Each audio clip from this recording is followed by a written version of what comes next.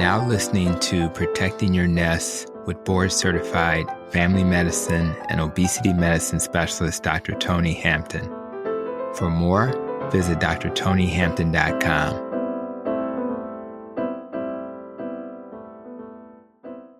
Hello, I'm Dr. Tony Hampton, and welcome to the third episode of the Protecting Your Nest podcast. Today, we have the pleasure of having a conversation with Rashard Johnson, who's a healthcare leader on the front lines and who will help provide some insights as to some of the barriers patients face in the health system he serves. And he's going to help us understand what he thinks we should do to fix that.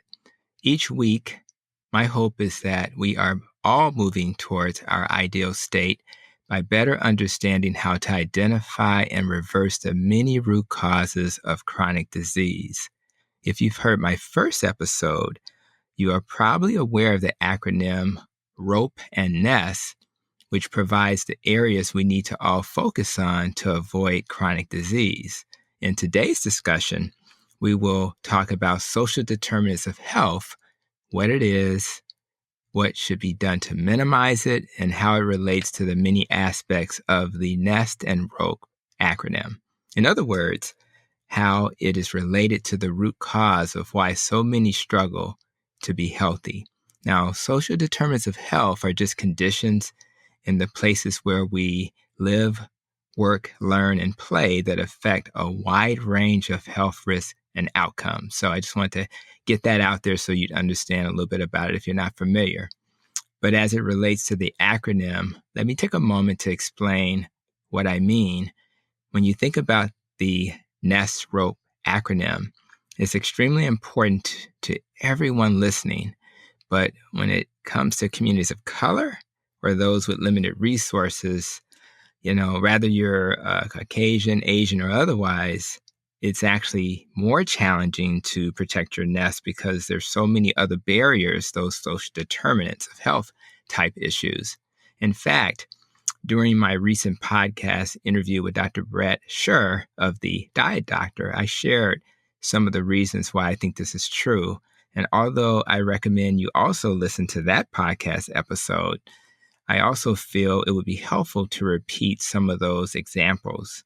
Let's start with the N in NEST, which stands for nutrition. Nutrition for some may give them that perception that eating healthy means giving up part of my cultural heritage, and even worse, trying to conform to the dominant culture. Just something to think about when you think about people who are not of your culture. That may be one of the reasons why people struggle to change their diet, because they don't want to lose some of that cultural influence that they've had over years.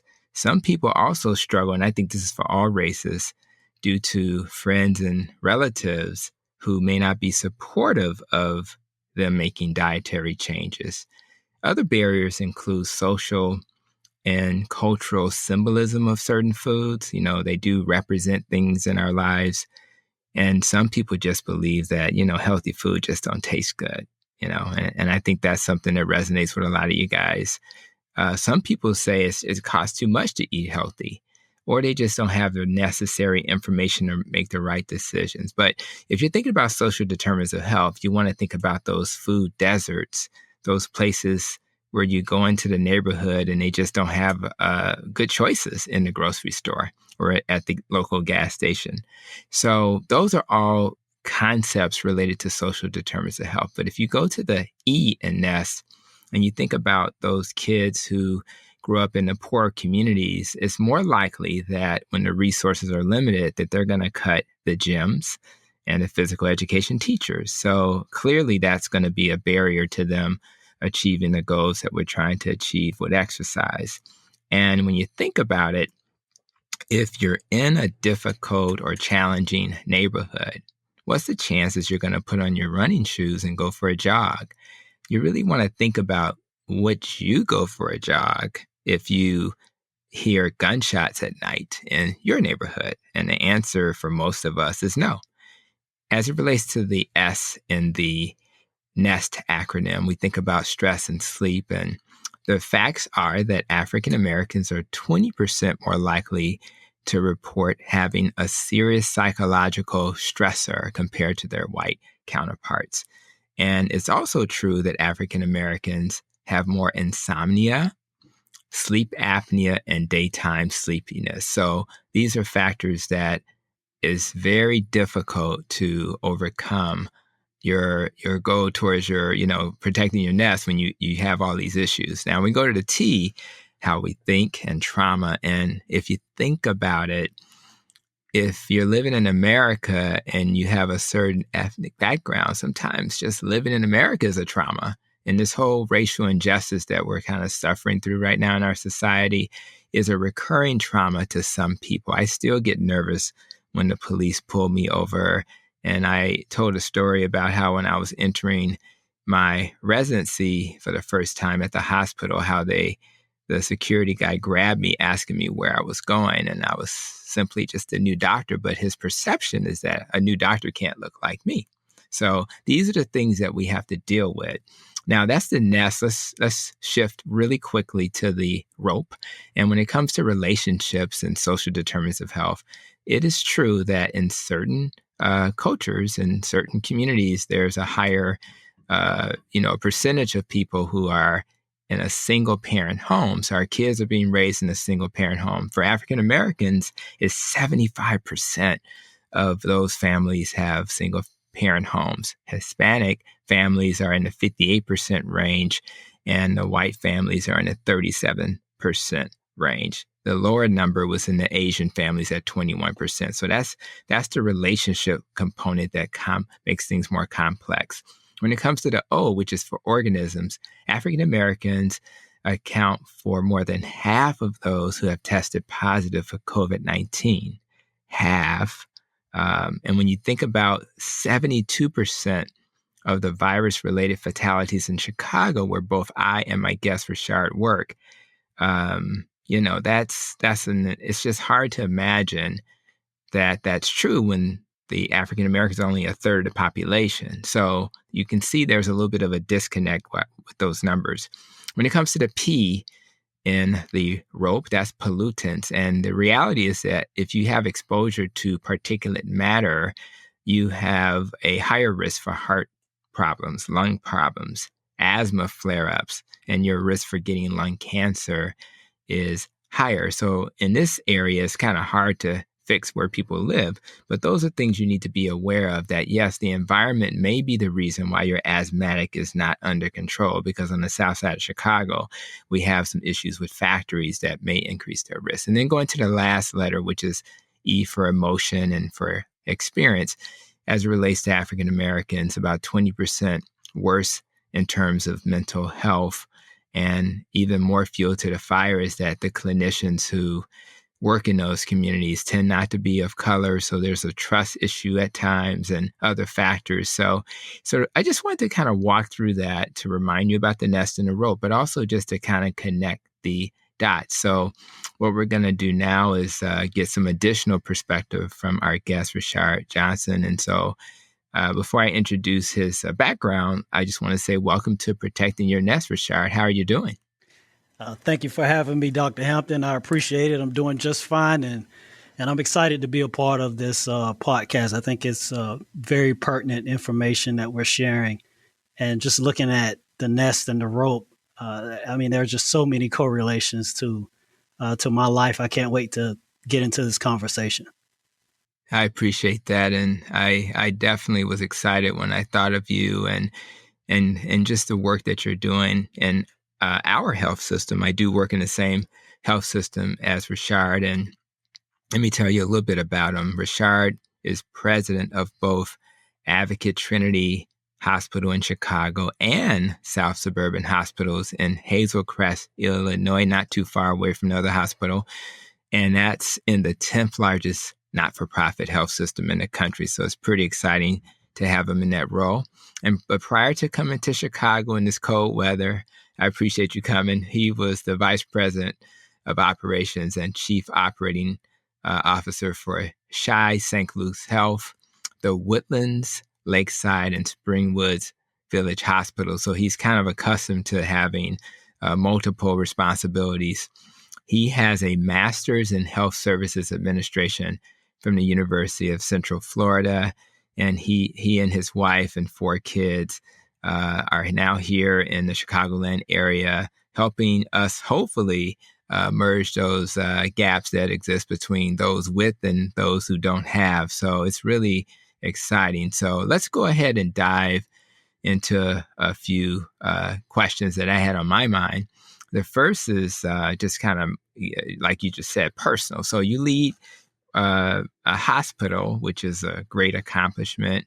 It kind of seems almost overwhelming to have that responsibility. So I'm just curious how you went from being a graduate student in healthcare administration to leading 2 hospitals in one of the largest health systems in the country. Give me a sense of, so the audience would know, who you are, who is this Rashard guy and how did he end up getting that role?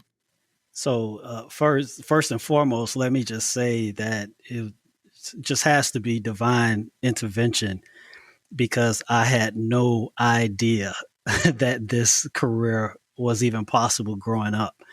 And I tell people that all the time as we have conversations, because oftentimes I'm asked that question, especially by young leaders who are aspiring to move up in healthcare administration. How did you get into this role? How did you do it? And a lot of it is just through God's faith and direction shared on my life, and just opening up doors. And there have been many shoulders that I have stood on and continue to stand on to help me along this journey. But long story short, around that end, I played football at the University of Central Florida, and I was injured and unable to go on to the NFL. My mother's a teacher, and even though football was my passion, that was never the road that she saw for me. She saw beyond that. She saw education as being first and foremost, and so she always pushed me harder on education than it was for sports. And that being said, I had an opportunity to go in and I was doing, I wanted to be a physical therapist at first, because I wanted to own my own practice and work with sports teams and help athletes recover. If I couldn't be an athlete, I wanted to be as close to an athlete as possible. And when that dream fell through for me, and I wasn't able to move on to the NFL, and I had a professor who talked to me about hospital administration and took me on a field trip to a hospital, and had an opportunity to meet an executive, a CEO of a hospital. And I was like, whoa, I couldn't, like, who are you? What do you do for a living? How do I get your job? What degree do you have? Et cetera, et cetera, et cetera. And that's really how it came about, me pursuing hospital administration and going into it for my master's degree, and getting into internships and residencies and fellowships, et cetera. But that started that track, and that fed that passion.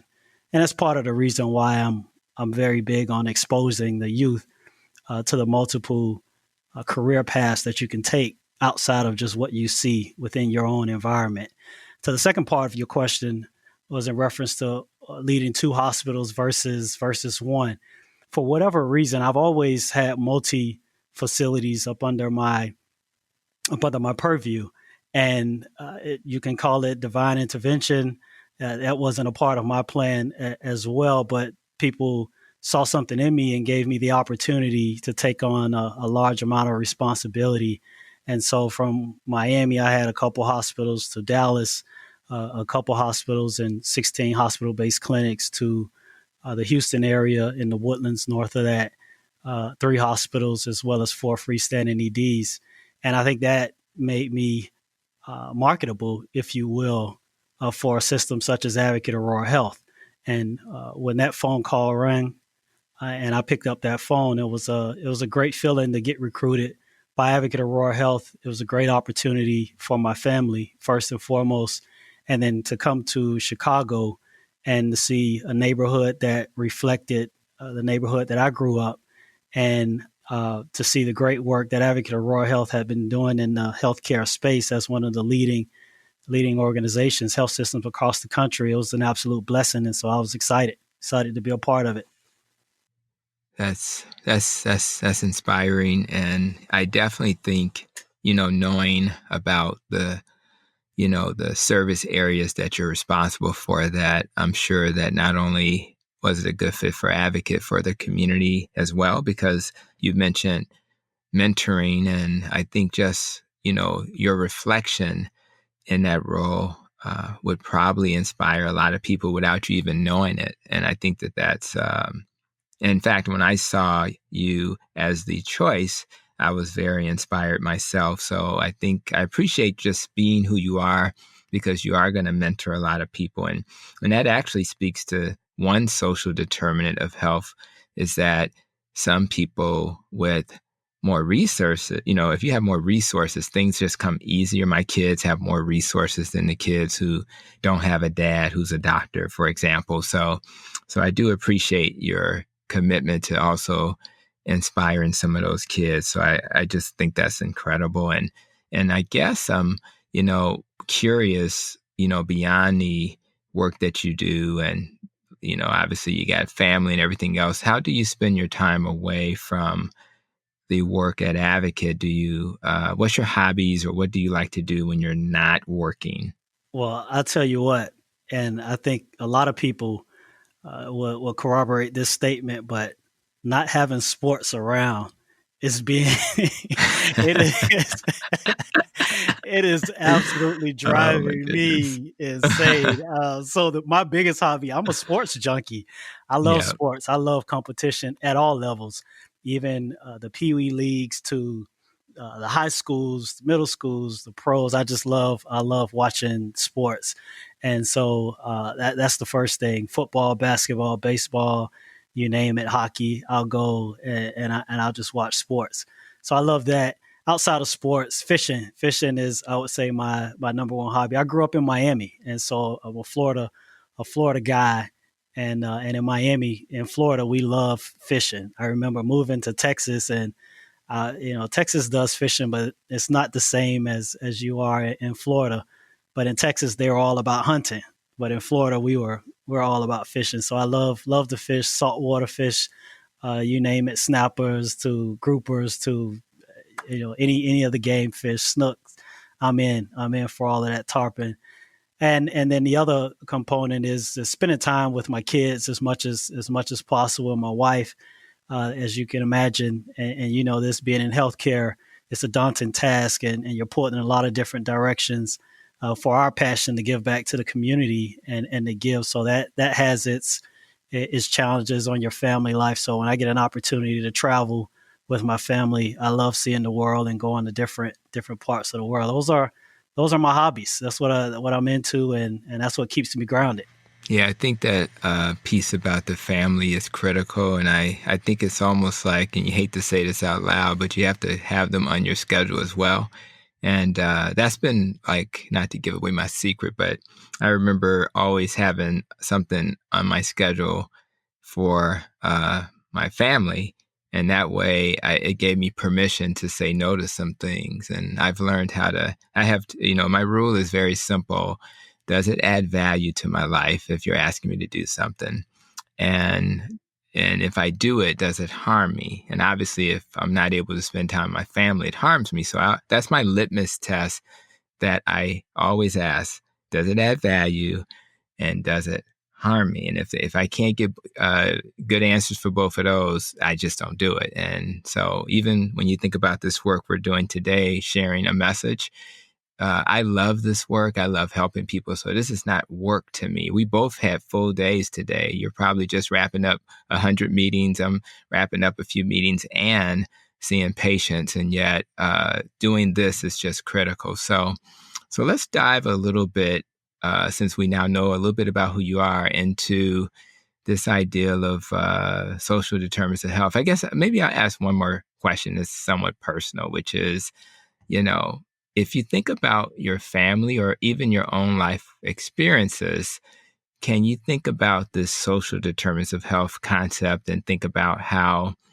maybe your life has been impacted in a way that created barriers to either your family getting care they needed in healthcare, or even you personally? Any stories you can tell in that space? Well, I was thinking about this and some of the topics that you and I can dive into. And as anyone will tell you, that I never prepare speeches or anything like that. I speak from the heart.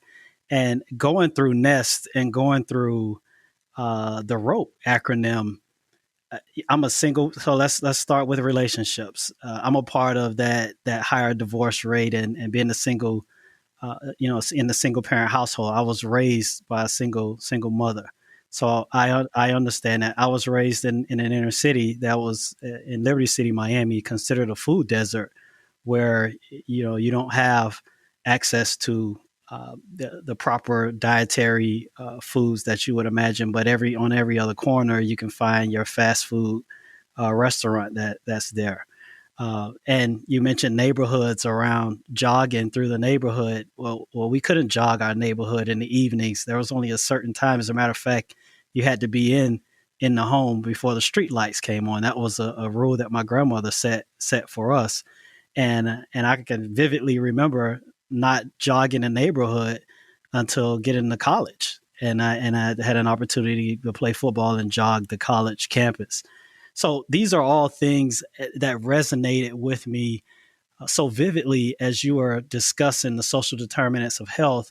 And as we talk about the impact that it's had on my life and the passion that I have for understanding social determinants of health. And as a healthcare provider, how do we tailor our services to meet the needs of our community and help them build a healthier lifestyle? I think through those personal experiences and things that we've witnessed, growing up in this area, in these types, in these types of environments. So I think it's paramount, as you mentioned. This isn't work for us, but this is a conversation that's pertinent. It's one that's personal, and one that we need to have in order to fulfill our mission.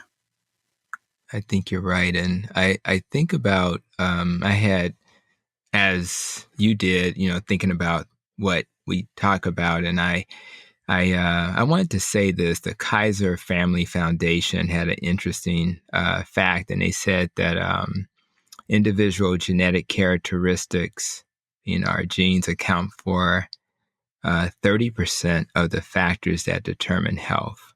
Now, but they felt that the zip code that you live in was more predictive than your genetics.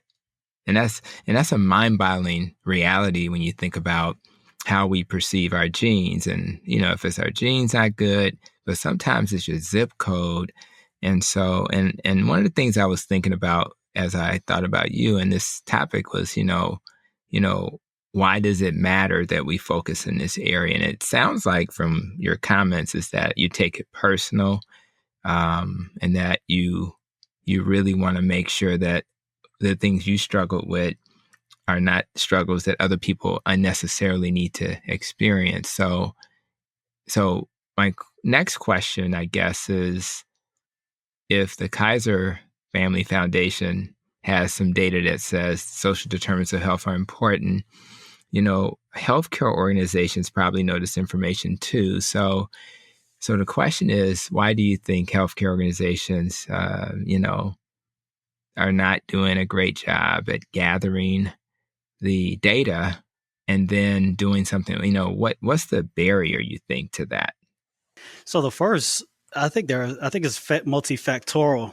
Honestly, the first component of it is we really have to look at how EMRs are integrated, or whether or not they're not integrated. The reality of the situation is we're very disjointed, and we're moving along that path to whereas you can walk in one hospital, and if you have the same EMR, you can pull it up if you're admitted into another hospital or seen in a clinic.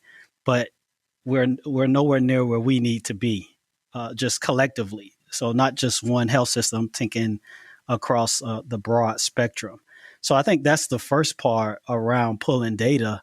Is it's extremely hard to get data that's in sync and fully integrated. So we're on that journey and on that path.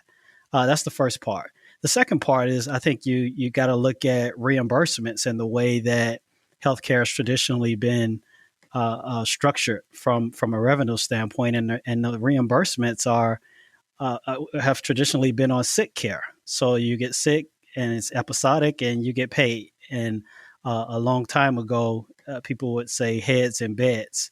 Well, that's transitioning for us now, as you have the Accountable Care Act, and you have more of a focus on wellness and what people would call that triple aim around ensuring that your costs are in line, your quality are in line, and your services are there. So that is transitioning for us, but we're not where we need to be collectively across healthcare. So that's that balancing act that's around. So those present barriers to why I feel like some health systems aren't responding as quickly as we should around social determinants of health. And quite frankly, I think some are faltering because you end up spending more, or it end up becomes more costly on you around chronic disease management than it is around prevention.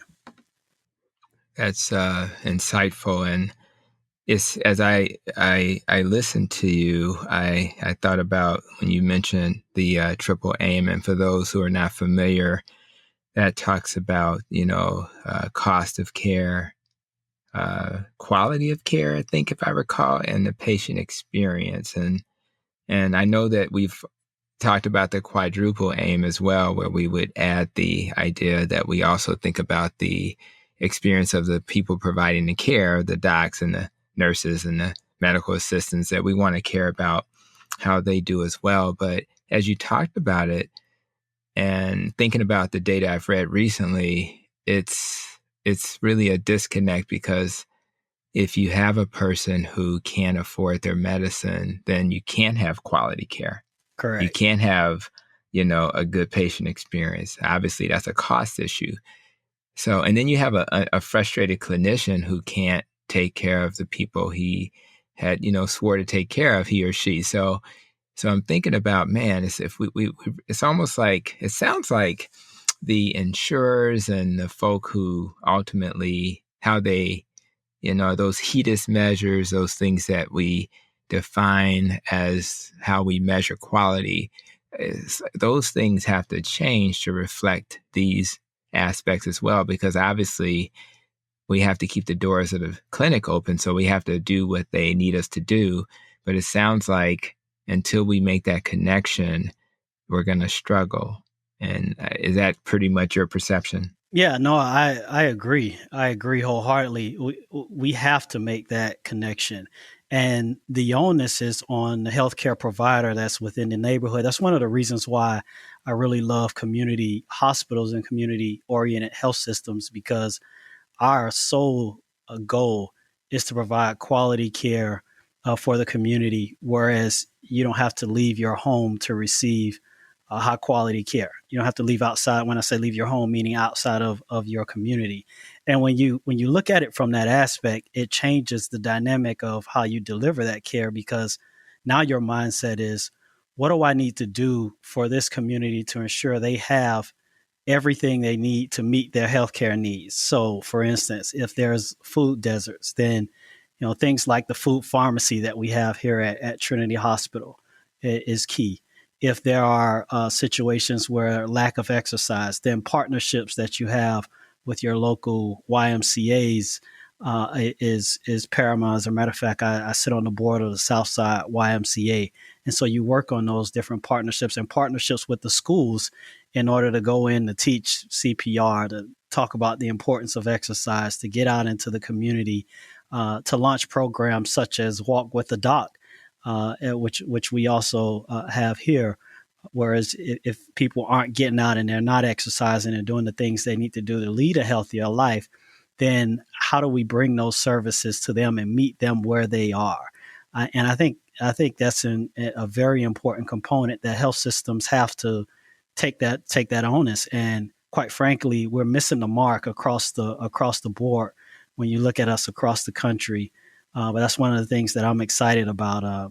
You can look at Imani Village that we have here. That is a whole person health concept that's around healthy eating It's around ensuring you have preventative primary care services that are there within the community.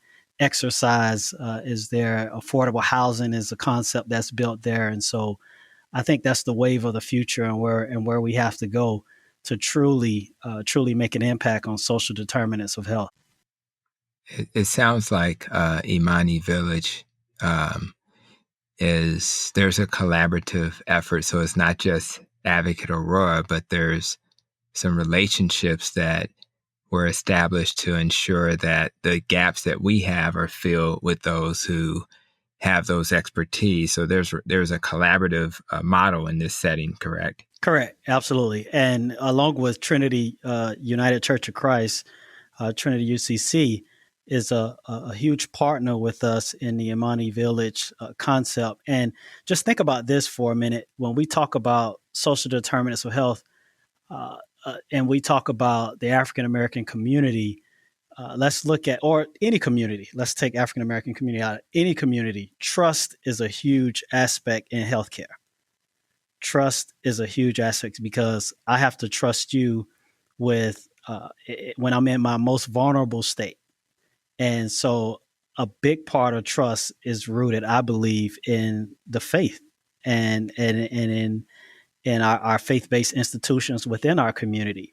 So building relationships with a faith-based institution, whereas you can partner your pastors along with your clinicians and healthcare providers, your physicians, to get the message out, into the community, I think is a powerful platform. And you see that around Imani Village. It's something we're excited to be working on and continue to build upon. That's incredible. I echo that sentiment. I remember when some of us have been trained to learn about motivational interviewing. And as I reflect back on my training and what that means for those who are listening, it's just a way, how do we engage in a collaborative discussion with a patient and inspire them to do the things that we feel are helpful for their health? And I tell you, they use the term like you got to build trust and rapport. Correct. And imagine how much more effective a patient-doctor interaction is going to be if they trust each other, they like each other. So we've been trained in healthcare to diagnose, and if we get the diagnosis right, we're great at what we do. And the reality is, there may be a jealous doctor out there that's not understanding why a doctor who is still trying to figure out the diagnosis is loved by their patient. And that's because the patient knows that the doctor cares about them. Correct. And the doctor can see the world through their lens. So I am 100% agreeable. And I think of all the aspects of, a person's life, if you tapped into their faith, and we can all get on the same page, I think that's a great place to start. But it does make me ask the question, particularly when I mentioned the idea that, some communities of color, they don't want to kind of lose their, heritage and things like that. What's your thoughts on how comfortable people will be sharing personal information? Because you have to get personal to get help. And you got some proud seniors that don't want to let you know they're struggling. You got some folk that are younger who just simply don't think that's your business. You may not be of the same background as them. And then you have to be able to say it in a way that's respectful. So what's your thoughts on people's comfort with sharing personal information so we can then have the tools to help them? Yeah, I've thought about this a lot, because if you look at the journey of healthcare, you can even look at mental health, and there are a lot of stigmas that go along those lines. And when you look at a community, oftentimes within the community, and in particular in an African American community, there's a lot of pride that goes, we cannot show that we're vulnerable, or we have to remain strong. And so as I've started really unfolding this and peeling back the layers and saying, along those lines of getting people to share their most vulnerable state, to share information around their health, is one, I believe, those healthcare providers, it's important to have that diversity that reflects someone that looks like you. I think is important because it gives you an opportunity to step back and say, okay, well, maybe I can tell her, or maybe I can tell him. Maybe they do understand where I'm coming from. I think that's one component. The other component is it takes a village, if you will, and family members have to get involved with their loved ones. Like, we all have to look out for each other's health and well-being and emotional standpoint, and even along the lines of your friends, because you may be the person that someone trusts, and they may confide in you, or they may take heed to your advice. And I think that's another important component, and that, along with the faith-based relationships that we discuss, I just think it has to be a multi-pronged approach to getting us to open up. And then conversations such as the one that you and I are having around how important it is about trust, and how care is critical, are important for not only the community, but then for healthcare providers who are taking care of patients from all walks of life, to get an understanding of what it's like to walk in someone's shoes. And maybe they can take some information based off our conversation and implement that within their day-to-day work journey along healthcare. I agree. I think about, I'm a big fan of listening to podcasts, and one thing I hope to take away from any podcast I listen to are there some takeaways?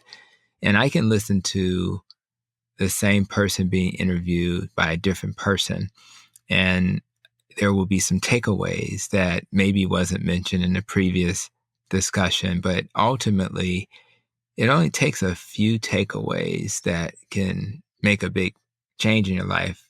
And I remember previously watching the TEDx 4:30, waking up at 4:30 in the morning, that I found online.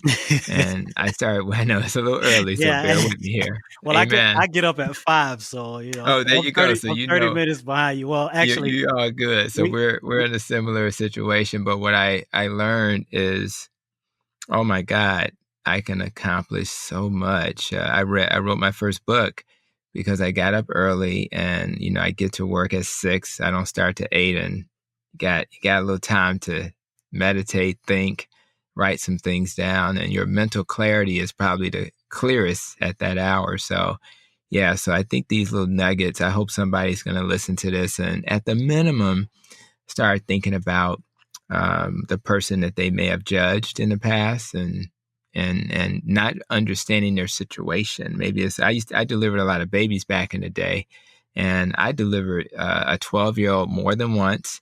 I've delivered, but then if you hear their story, right, Mhm. there's a story behind that 12-year-old, and it's rarely that they don't care, and that they don't want to have, if you lived in a dysfunctional household, Correct. some people feel safer outside that house than they do inside the house. So if they're kind of on the street, you need to understand the backdrop. So I think that the nuggets is what this is all about. But I'm curious though. So since we've talked about, okay, here's some things we got to do to get the EMR going and collect the data, then we got to figure out how to get people to share what they need. So we'll have data to share.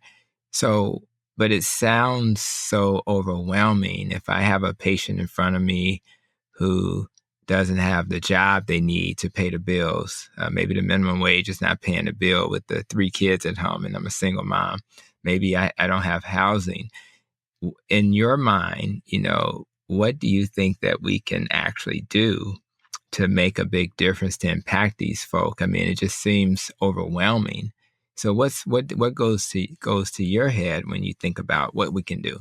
Actionable things. Yeah, actionable things. I think through, at least at my level, looking at policy changes, not only policy changes, but everything that you do from a community health standpoint. So I think there's two components of it. One is in-house, when you have that interaction with that patient, ensuring that your care managers and care providers are working with social services to do the things that we can do, whether it's working on grants, whether it's light bills that need to get paid, visits that you have to take to the doctor, and transportation, and all those different components of it. We ensure that we have a robust system in place for if you're coming in house. That's one component.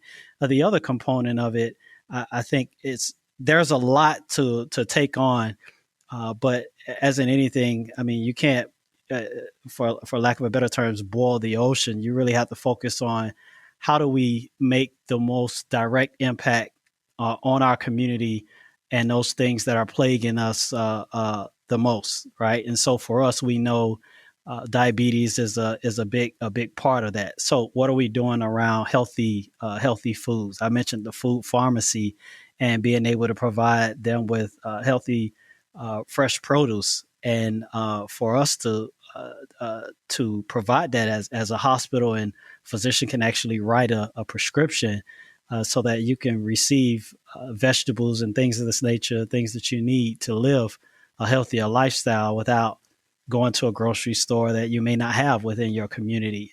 That's part of that journey.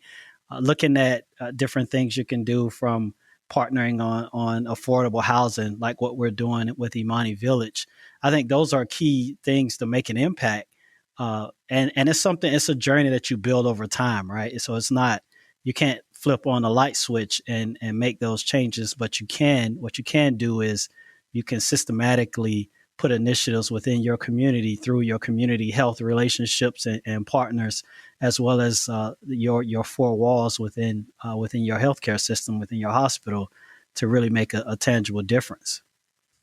That makes a lot of sense. I am, when you mentioned the food pharmacy, I don't want the audience to not know that I do have some involvement in that. So at Advocate Trinity Hospital on the south side of Chicago, typically on a Wednesday, there's an opportunity for folk to get some healthy food. Now, the difference is that we didn't want to just give them anything. So we had to talk to the Chicago Food Depository and say, well, do we have some options in terms of healthy? And so we are able to then pick and choose some of the foods that come in, but there's a catch for the folk that come in there. They have to receive literature about, different ways to prepare that food. I'm kind of famous for always talking about the mac and cheese cauliflower, but if they get the cauliflower, we then talk about, you can eat this as mac and cheese cauliflower. So, and then you expose them. And we always start with things like that because that type of food is hard to not be palatable for most people. So we start with things, and it's also like in that comfort food category.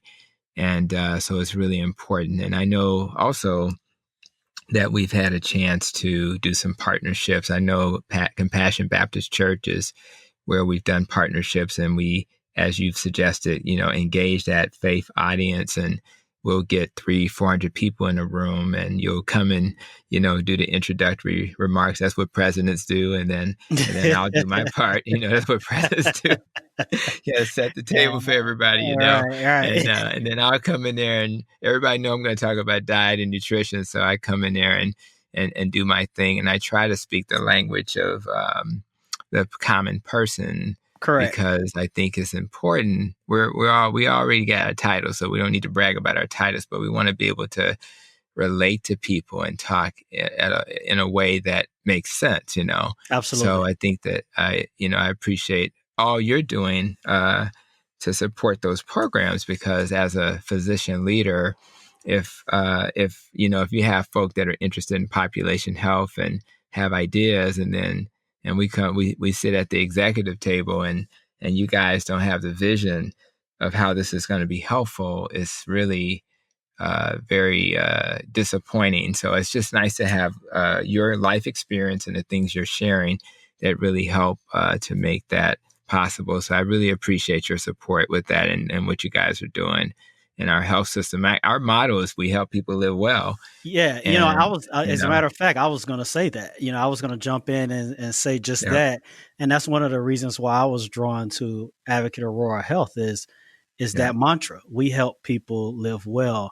And as a part of our Transformation 2025, where we are transitioning to, whole person health, and how do you meet how do you meet the patient, the consumer, where they are within the community to build a healthier lifestyle. Just the food pharmacy and all of those initiatives, they go hand in hand. Those are all tantamount.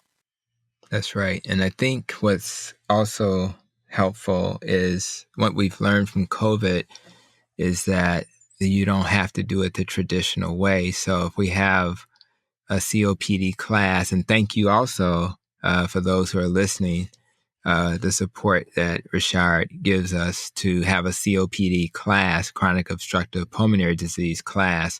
Believe it or not, inflammation from the starch and sugar can also flare that up. So just, giving us a place in the hospital to do that class. And it's not just something that has helped in the class while we were able to have it in person. We've been able to continue that class virtually, and it really does provide some comfort to people knowing they can still connect with us virtually. They can continue to learn, and many of those people have made tremendous lifestyle changes. So again, thank you for that. And I'm curious, this is kind of a off question in a way, but it deals with the fact that just like with the class, there's this social isolation, and, people, up to this point have struggled to, get to their doctor, and they're probably afraid of seeing their doctor, particularly if you're like 70, 80 and above. So I'm curious what we're doing as a health system to make people feel more comfortable so they can come in and we can ask them the questions about social determinants of health. What kind of things are being done to keep people safe and feel comfortable with that? Yeah, I'm glad you mentioned this because COVID-19 is, really just put the spotlight on what we've known around social determinants of health. And that's so true. And I think it's extremely important for people to know that when you look at the chronic diseases, when you look at the health disparities, when you look at the gaps in access, and you couple that with COVID-19, that's essentially what we're seeing. The outcomes are dire for our community that's there. So I just wanted to just highlight that because it's important as we're putting everything into context that we realize, when we talk about these social determinants of health, these are actually, that's true. Those are true outcomes that we see. And COVID-19 showed the entire world something that we've been experiencing, and why our mission is so critical towards addressing social determinants of health. So that's the first part. The second part to your question around the Safe Care Promise, it's all rooted in trust, and it's important that we ensure that our community understands, one, that we care about them, two, not only their livelihood, but that of their family members that are there, to ensure that we're screening everyone. Masking is universal within our facilities. And we have a heightened approach to how we're cleaning and sanitizing. And then also we're social distancing within our parameters, within our infrastructure, offering virtual visits, things of that nature, so that we can ensure that everyone can live a healthier lifestyle and that we can manage this pandemic as best possible. So that's our Safe Care Promise. So when you come into our facilities, you'll see signage and verbiage along those lines, but you'll also see that in action with our caregivers, our physicians, our team members, our techs, our EVS personnel, and everyone that's here that's charged with carrying out our mission of helping people live well. And then we promote that within our physician offices as well. And we also have virtual platforms where we talk about our Safe Care Promise. And this is, for us, a promise is something that's enduring, and it's something that we have a commitment towards. And we believe that with all conviction, that we have to create a safer environment. And so our doors are open. Yeah, and I know from my perspective as a frontline clinician, it is literally we stagger our schedule so that me and my office buddy, Dr. Hope, we pretty much don't come in on the same day. So she'll do video visits when I'm doing face-to-face visits, and And what's interesting also is that we worry about our clinicians and burnout, and virtual visits, although still busy because you have to figure out how to use the technology, also provides an opportunity for some of the clinicians to do some things in an environment that maybe allows them to be less stressed. So although I think we'll be ramping up the in-person visits, depending on what happens in our state, as you know, there are certain states that are struggling, and the pandemic is starting to kind of peak again. But I do think that is it's actually giving the docs a chance to work on some of their social determinants of health, which is docs don't always take care of themselves. And so we want to make sure that they're doing that as well. And I really appreciate it sounds like just listening to you and talking about this it's really about understanding the needs of the complete person. Correct. As opposed to, I don't want to ever define a person as a hypertensive or a diabetic. These are real people. They're moms and dads and aunts and uncles, and many of them are the matriarchs of their family. And we wouldn't want that person in that critical role to not be here. And what frustrates me is not being able to help them when they're, 40 or 50 or whatever. And it's like, my God, if we don't get this right, it's going to be devastating. And I don't want to see another 50-year-old who had a stroke, To me, those ages, or a 60-year-old that's, getting dementia. Correct. I mean, if you think about how ridiculous that is. So I'm curious, in terms of, like, when you think about all the things that we need to focus on, are there particular things? I know that recently there was an attempt to merge get a few hospitals to work together to make things more efficient, because sometimes the hospitals with a larger population of patients on Medicaid, for example, struggle to pay the bills. But any thoughts on a couple of areas of focus that you have in mind to help kind of move us towards dealing with this issue? Yeah, a few things come to mind. I think, first of all, we believe that there's the need for transformation on the south side of Chicago. And when we talk about transformation, meaning infrastructure investment, as the majority of our hospitals are all over 120 years old. Now we've invested a lot of capital and done a number of great things here at Advocate Trinity Hospital. Slow down for a second. You said 100 and... Correct. Many of our facilities, 125. Correct.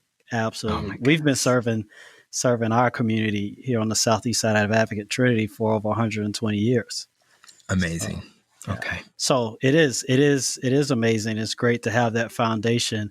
But there are a number of infrastructure things that we have to invest in on the south side of Chicago. We know that looking at access to health and ensuring that the ED isn't the front door, so to speak, to your healthcare journey, whereas it's more episodic. And now I'm in the chronic disease state and I'm coming through the ED. How do we get out into our community where you can have the right care, the right place, the right setting, and preventative care, as you've mentioned a number of things, most recently around a 60-year-old with dementia or someone that's 50 having a stroke.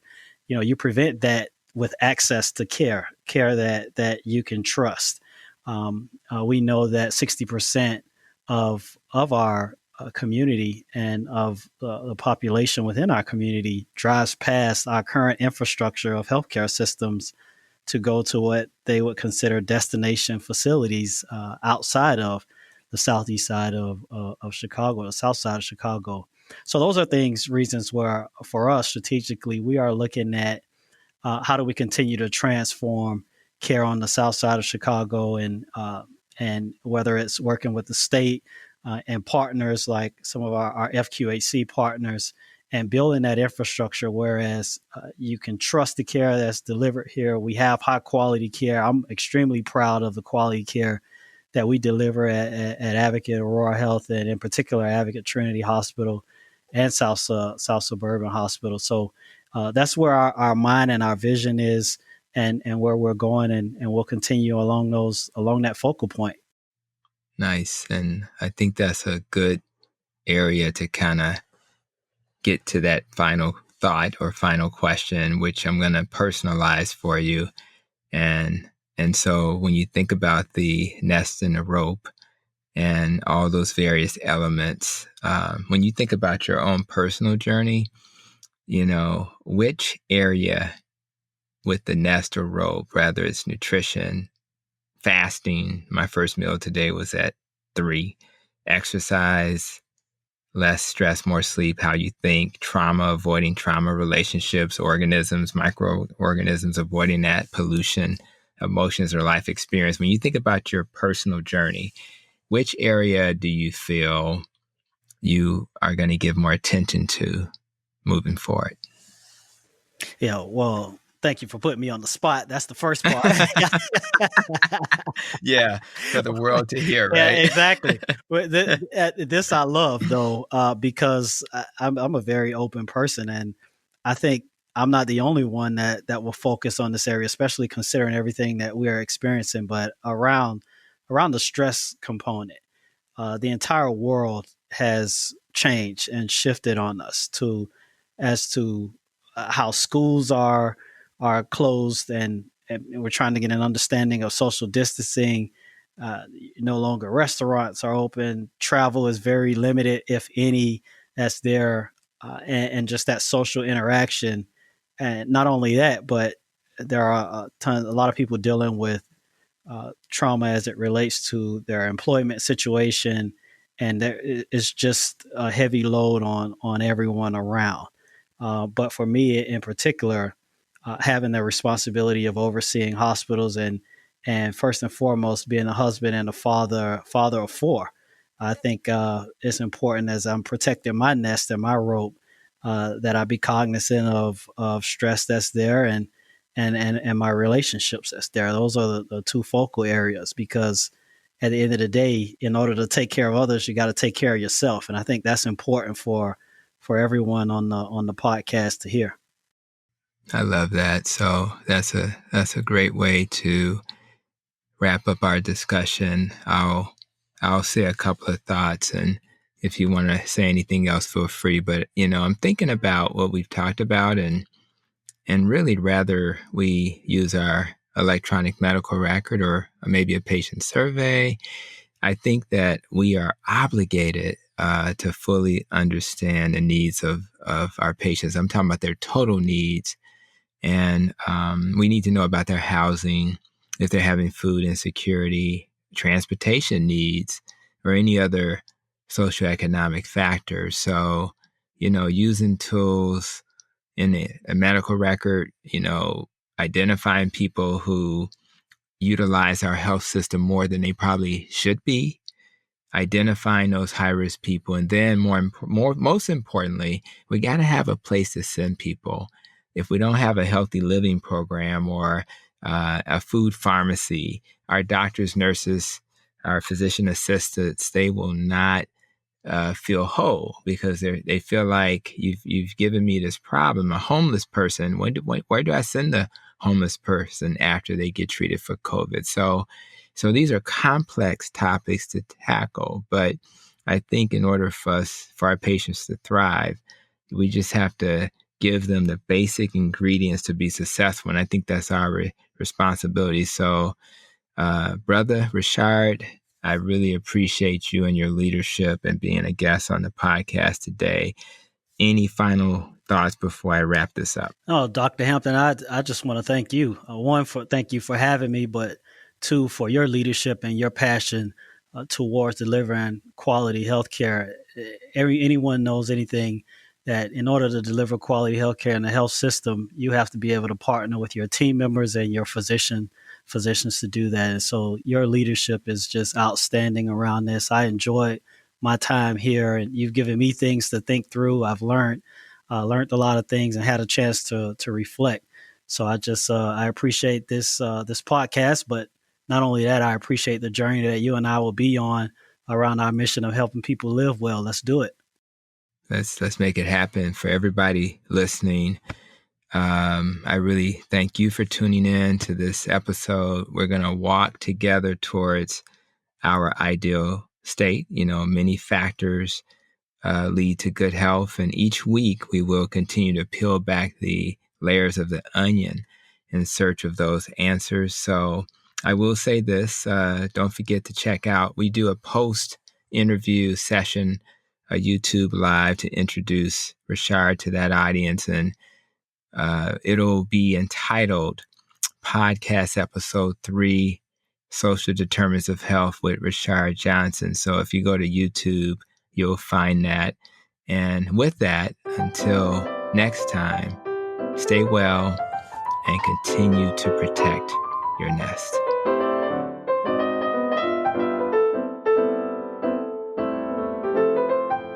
You've been listening to Protecting Your Nest with Dr. Tony Hampton. For more, visit drtonyhampton.com.